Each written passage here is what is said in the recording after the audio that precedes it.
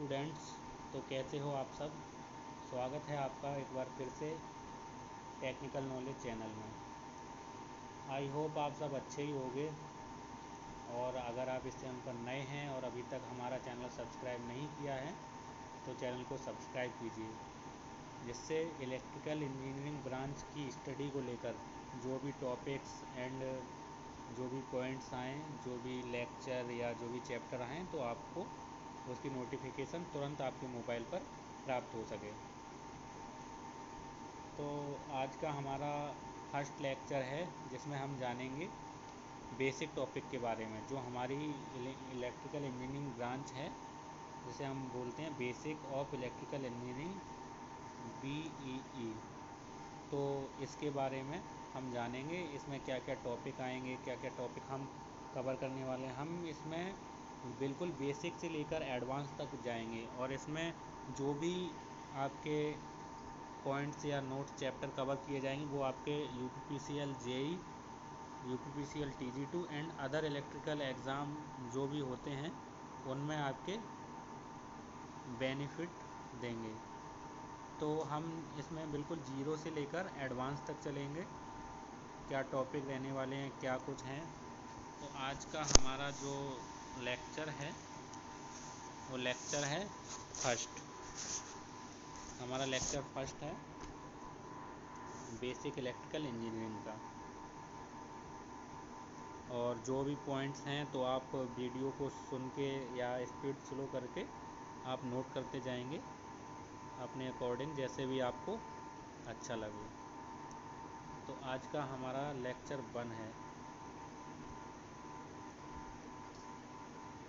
Lecture 1। और हमारा ये टॉपिक है बेसिक ऑफ इलेक्ट्रिकल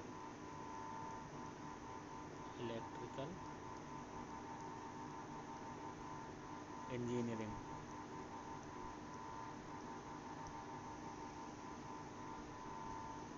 तो हमारा ये टॉपिक है एंड लेक्चर आज का हमारा रहने वाला है फर्स्ट। तो इसके अंदर हम क्या क्या टॉपिक कवर करेंगे वो हम एक बार आपको बता देते हैं, तो आप नोट डाउन कर लीजिए। उसके बाद हम क्लास को स्टार्ट करते हैं। तो जो हमारा पहला टॉपिक इसमें रहने वाला है वो है हमारा बेसिक टॉपिक।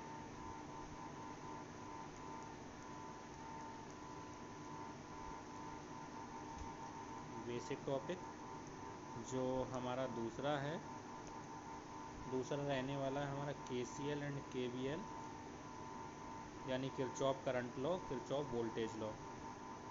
जो हमारा तीसरा टॉपिक इसमें रहने वाला है थ्योरम्स, जो भी थ्योरम्स आएंगी, थेवेनिन थ्योरम, नॉर्टन थ्योरम, तो ये सारी थ्योरम।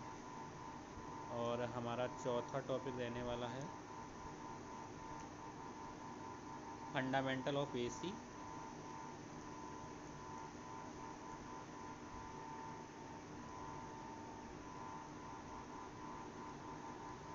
आप ये नोट डाउन करते जाइए सारे टॉपिक जो भी मैं आपको लिखा रहा हूँ। अगला हमारा पांचवा टॉपिक जो आएगा इसी बेसिक में, AC circuit analysis. AC circuit analysis. और हमारा छठवां टॉपिक आएगा रेजोनेंस।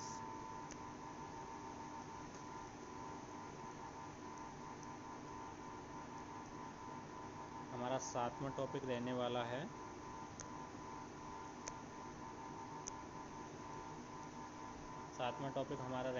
है इलेक्ट्रोस्टैटिक्स।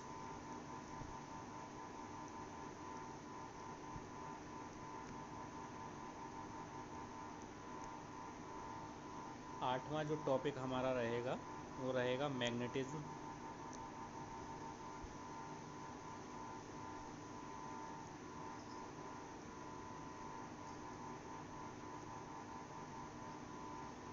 और नमा जो टॉपिक रहेगा, और नमा 9, और लास्ट टॉपिक जो इसका रहेगा बेसिक ऑफ इलेक्ट्रिकल इंजीनियरिंग का, वो रहेगा 3 फेज सिस्टम। और आप साथ के साथ ये नोट करते जाइए या आप स्क्रीनशॉट ले सकते हैं इसका। तो ये सब हमारे टॉपिक जो हैं बेसिक इलेक्ट्रिकल में कवर होंगे। पहला, दूसरा, तीसरा, चौथा, पाँचवा, छठवां, सातवां, आठवां, नौवां। तो आज हम बिल्कुल बेसिक से लेकर चलेंगे, बिल्कुल ज़ीरो लेवल से, ऐसा समझ कर चलेंगे जैसे कि किसी स्टूडेंट को कुछ आता ही नहीं है बेसिक के बारे में, यानी कि ये हमारी फर्स्ट क्लास है। जैसे कि बच्चा पहली बार क्लास में आया है, तो हम इस तरीके से अपनी क्लास को स्टार्ट करेंगे। तो चलिए सबसे पहले शुरू करते हैं कि इलेक्ट्रिकल कहाँ से शुरू होती है। तो हमारी इलेक्ट्रिकल में जो मेन टर्म आते हैं वो आते हैं पहले इंसुलेटर, कंडक्टर एंड सेमीकंडक्टर। तो 3 टर्म आते हैं हमारे जो कि इलेक्ट्रिकल में रहते हैं। पहला हमारा इंसुलेटर,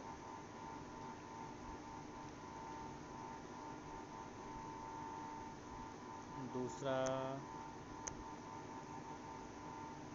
कंडक्टर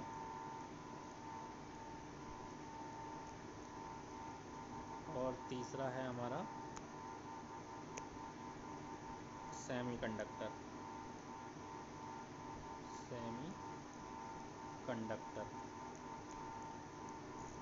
जो हिंदी वाले हैं उनके लिए मैं हिंदी भी बता देता हूँ, हिंदी क्या रहने वाली है इनकी। वैसे इतना तो आप सब जानते ही होंगे, लेकिन मैं बिल्कुल इस तरीके से लेके चलूँगा कि जैसे कोई कुछ नहीं जानता है। जैसे कि फर्स्ट है कुचालक, दूसरा रहेगा सुचालक या चालक,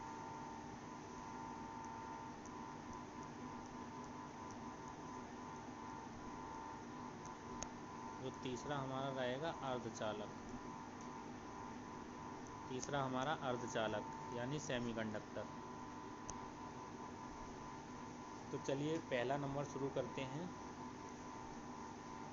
पहला नंबर है हमारा इंसुलेटर।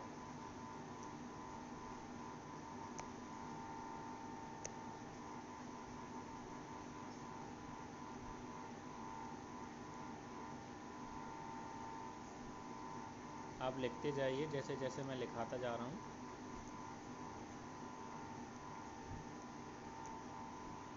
यदि कोई चीज़ समझ ना आए तो आप मेरे को कमेंट में बता सकते हैं, जिससे मैं आपको वो समझा सकूँ। तो वह मटेरियल जिससे धारा बहती है वह इंसुलेटर कहलाता है, यानी कि वह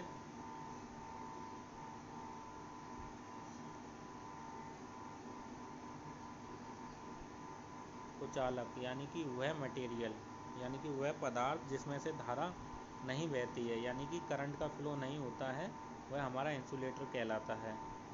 तो पहला पॉइंट है इसमें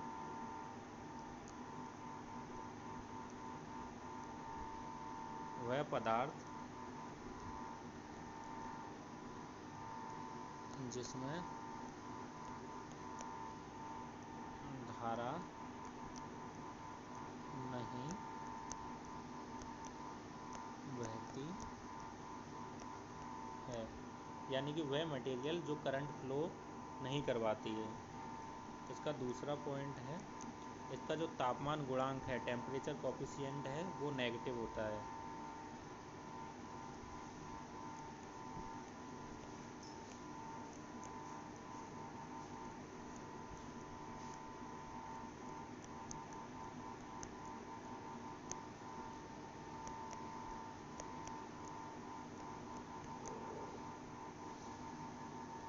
जो मटेरियल करंट फ्लो नहीं होने देते हैं अपने अंदर से, उन्हें इंसुलेटर कहते हैं। और इनका जो टेम्परेचर कोफिशिएंट होता है वो नेगेटिव होता है। टेम्परेचर कोफिशिएंट की हम आगे बात करेंगे कि टेम्परेचर कोफिशिएंट क्या होता है।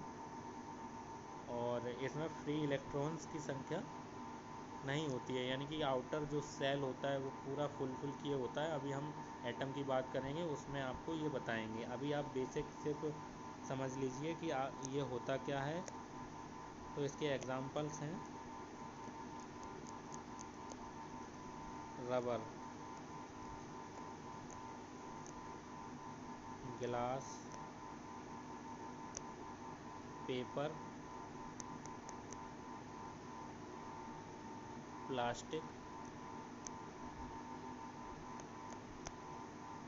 And PVC etcetera.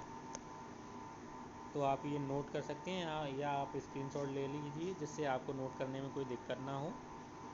तो आप इसे स्क्रीनशॉट कर सकते हैं। और हम चलते हैं अपने दूसरे टॉपिक की तरफ।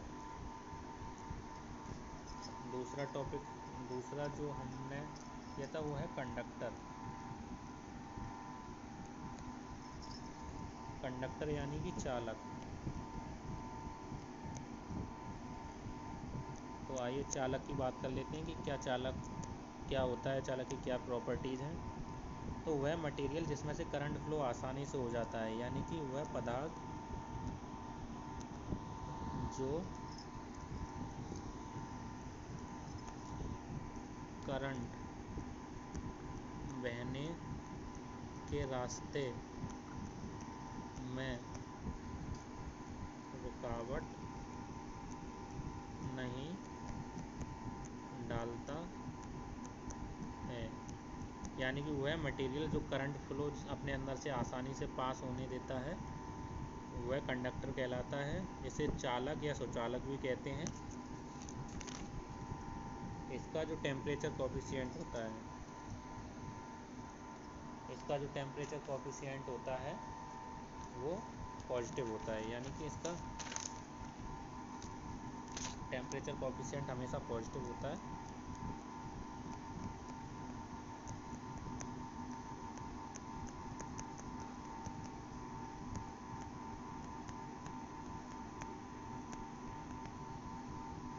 और जो इसके एग्जाम्पल हैं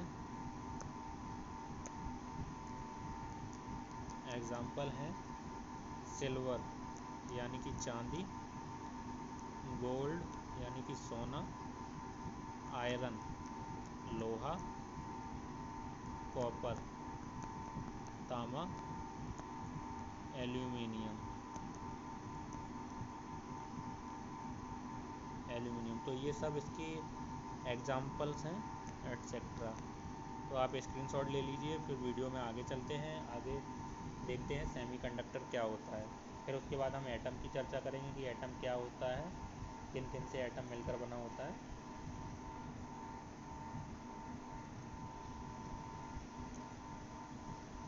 अगला है सेमीकंडक्टर।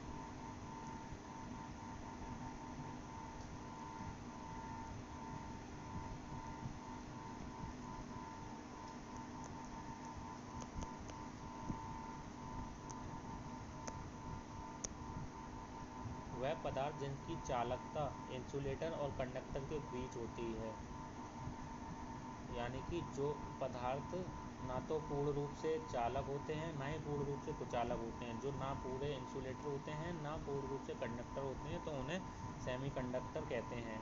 इनका टेम्परेचर कोफिशिएंट हमेशा नेगेटिव होता है।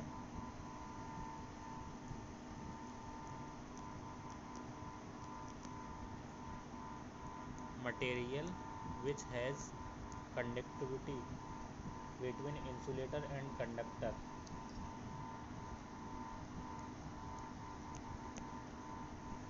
that calls semiconductor।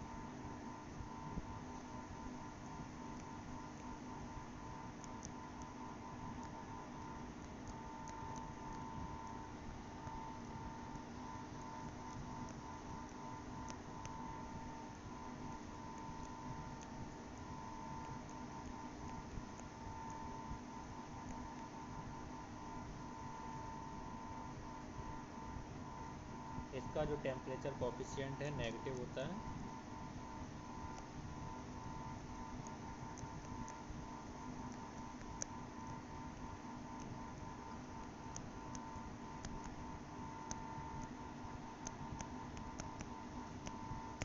और इसके जो एग्जाम्पल्स हैं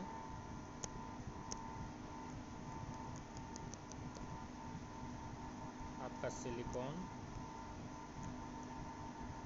जर्मेनियम,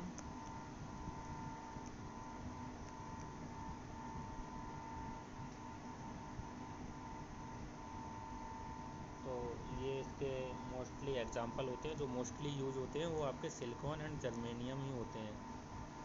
तो चलिए अब बात करते हैं, हमने ये मेन बेसिक जहाँ से शुरू होता है insulator, conductor and semiconductor, in 3 term से शुरू होता है। इसके बाद हम बात करते हैं एटम की कि एटम क्या होता है और कंडक्टर के अंदर एटम कैसे बिहेव करता है।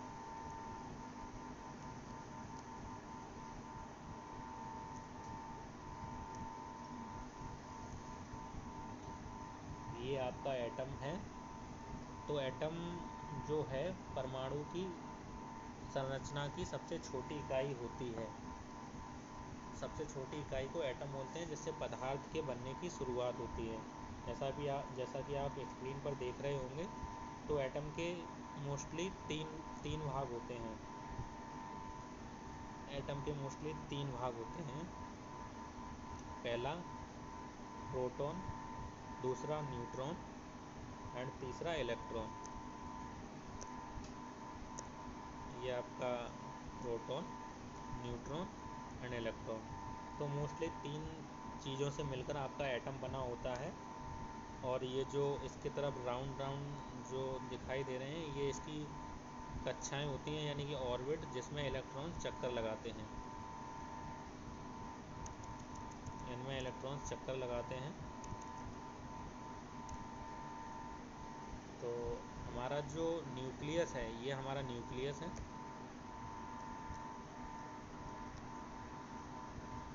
ये प्रोटॉन प्लस न्यूट्रॉन से मिलकर बना होता है।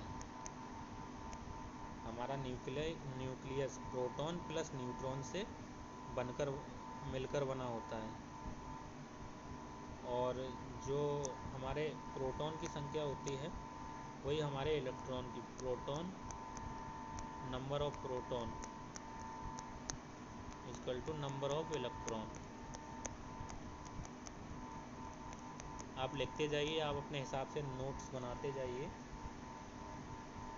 तो जो भी प्रोटॉन की संख्या होगी वो नंबर ऑफ इलेक्ट्रॉन्स, यानी कि इलेक्ट्रॉन्स की संख्या के बराबर होती है। और न्यूक्लियस हमारा प्रोटॉन एंड न्यूट्रॉन से मिलकर बना होता है। अब आइए प्रोटॉन की बात करते हैं स्पेशली। मैं यहाँ से इरेज कर देता हूँ।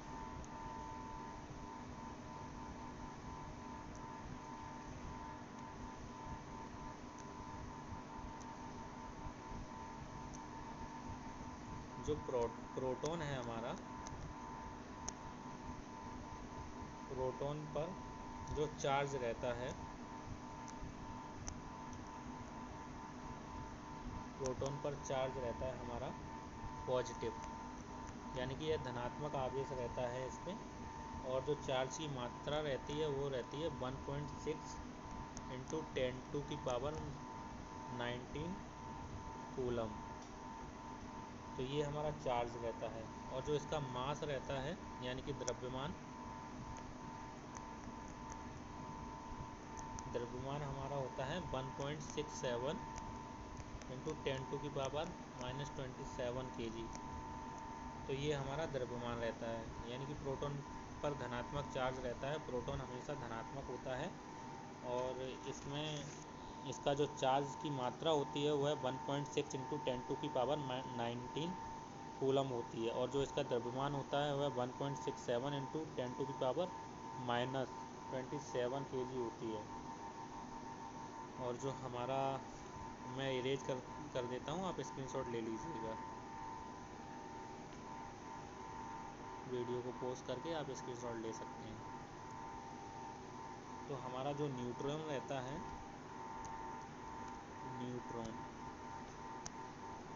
न्यूट्रॉन पे हमारे नो चार्ज, यानी कि न्यूट्रॉन पर कोई चार्ज नहीं रहता है।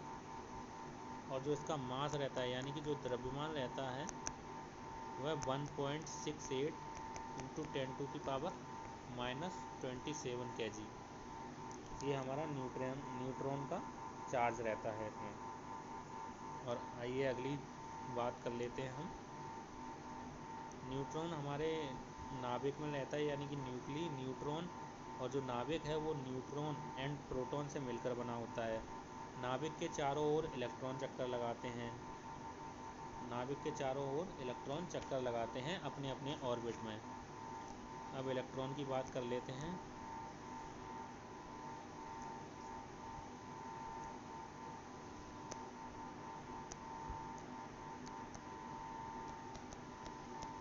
इलेक्ट्रॉन मेनली हमारा करंट फ्लो कराने में काम आने वाला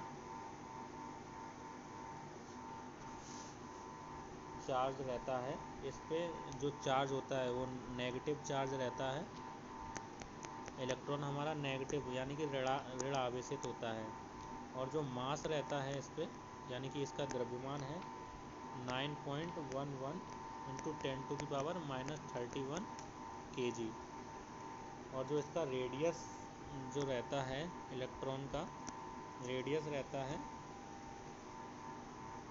1.6 इंटू 10⁻⁻15 मीटर।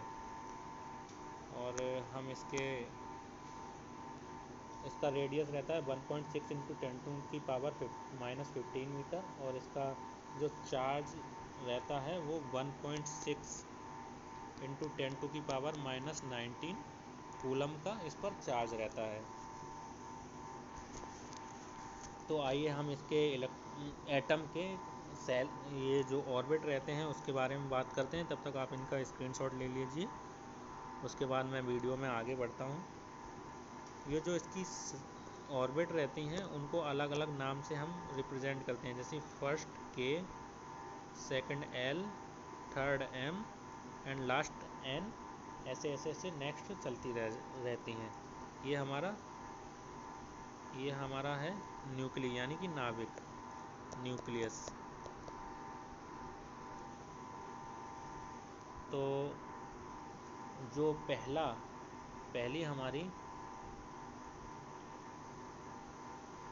ऑर्बिट है, पहली ऑर्बिट में बैलेंस इलेक्ट्रॉन की संख्या 2 होती है, यानी कि के में 2 और जो एल है एल में 8, एम में 18 एंड एन में 32। ये हमारी बैलेंस इलेक्ट्रॉन की संख्या रहती है कि हमारे बैलेंस इलेक्ट्रॉन लास्ट में, अगर लास्ट सेल आपकी पूरी फिल है तो वह हमारा इंसुलेटर होगा। और जिस मटेरियल के यानी जिस पदार्थ के लास्ट मोस्ट आउटर सेल है उसमें अगर इलेक्ट्रॉन की संख्या 4 से अधिक है, 4 से अधिक 8 से कम है, तो वह हमारा कंडक्टर रहेगा। एंड जो इंसुलेटर है उसमें लास्ट सेल में 4 इलेक्ट्रॉन रहते हैं, जिससे वो किसी दूसरे मटेरियल के साथ मिलकर सहसंयोजी बंध बना के यानी कोवैलेंट बॉन्ड बना के आपस में एक दूसरे से जुड़कर सेमीकंडक्टर का काम करते हैं। तो जो लास्ट वाले सेल में, जैसे मान लीजिए इसमें ये लास्ट देख सकते हैं, लास्ट इसमें ये यहाँ पर इलेक्ट्रॉन की संख्या ये 1 फ्री इलेक्ट्रॉन है, यानी कि ये कंडक्टर है। और ये जो फ्री इलेक्ट्रॉन है वो हमारे इलेक्ट्रिसिटी फ्लो कराने में मदद करेगा। यानी कि जो भी बैलेंस इलेक्ट्रॉन रहता है वो अगर ब्रेक कर जाता है ऑर्बिट से, यानी कि ब्रेक फ्रॉम ऑर्बिट, यानी कि ऑर्बिट को छोड़ देता है, वह हमारा फ्री इलेक्ट्रॉन कहलाता है। और जो हमारा करंट रहता है, करंट हमारा फ्लो करने का कारण, current is flow due to free electron, यानी कि जो हमारा करंट है वो फ्री इलेक्ट्रॉन के कारण फ्लो करता है। और अगर इलेक्ट्रॉन का प्रोटॉन के संदर्भ में अगर उसका आकार देखा जाए कि वह कितना गुना होता है, तो द्रव्यमान देखा जाए कि प्रोटॉन और इलेक्ट्रॉन का द्रव्यमान में आपस में क्या संबंध है। तो जो प्रोटॉन का द्रव्यमान होता है वो 1840 गुणा इलेक्ट्रॉन के द्रव्यमान के होता है।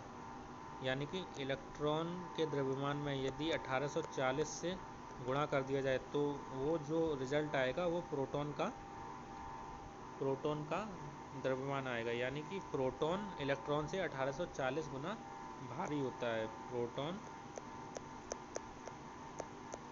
इलेक्ट्रॉन से